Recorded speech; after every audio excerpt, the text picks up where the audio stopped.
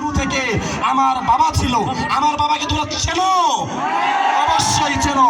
আমার বাবা নেই, আমার বাবা হারিয়ে গেছে। এই বিদ্যালয়ে ছিল আমার বাবা মরহুম আব্দুল সামাদ, আমাদের প্রিয় শিক্ষক, সকলের জনপ্রিয় শিক্ষক মরহুম নাসরুল ইসলাম স্যার আজ আমাদের মাঝে নেই। আমাদের মৌলভী শিক্ষক বেলাল হোসেন আমাদের মাঝে নেই।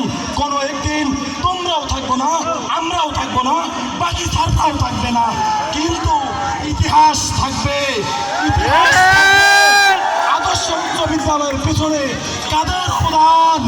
এই আদর্শ উচ্চ বিদ্যালয়ের পিছনে কাদের অবদান? এক সাগর পরিমাণ রক্তের বিনিময়ে এই বিদ্যালয় প্রতিষ্ঠিত। কিন্তু আমাদের স্যাররা অন্যায়ের বিরুদ্ধে, জুলুম, শাসন, নিপীড়ন, নির্যাতনের বিরুদ্ধে। কিন্তু আমরা কেন অন্যায়ের সঙ্গে জড়িত? কেন অপকর্মের সঙ্গে জড়িত? আমরা স্যারদের রক্তের উপর গাদ্দারি করে স্যারদের সঙ্গে বেইমানি করতেছি। এটা কিন্তু সৃষ্টিকর্তা সহ্য করবে না। আমি লক্ষ্য করেছি যেখানে অন্যায় আমাদের স্যার ঝাঁপিয়ে পড়ে, আর আমরা কি করি? অন্যায়কে প্রশ্রয় দিচ্ছি। এটা কিন্তু সমাজ মেনে নেবে না। আরেকটি বিষয়,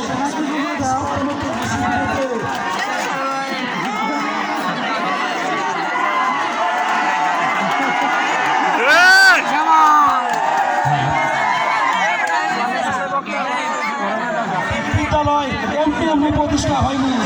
বিদ্যালয়ের আমাদের সকলের শ্রদ্ধাভাজন শিক্ষক জনাব সুব্রত কুমার সরকার, তার বাবা হর কুমার সরকার, তার বাবা প্রাণ কুমার সরকারের জমিনের বিনিময়ে এই বিদ্যালয় প্রতিষ্ঠা হয়েছে।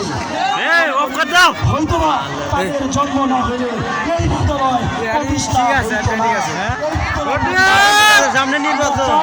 এইবার ভালো একটি রেজাল্ট আমরা স্যারদেরকে উপহার দিব ইনশাআল্লাহ। সবাই ভালো একটা রেজাল্ট দিব। অসংখ্য ধন্যবাদ অভিযোগকে গুরুত্বপূর্ণ কথা বলার জন্য। তবে তুমি মনে হয় ভাই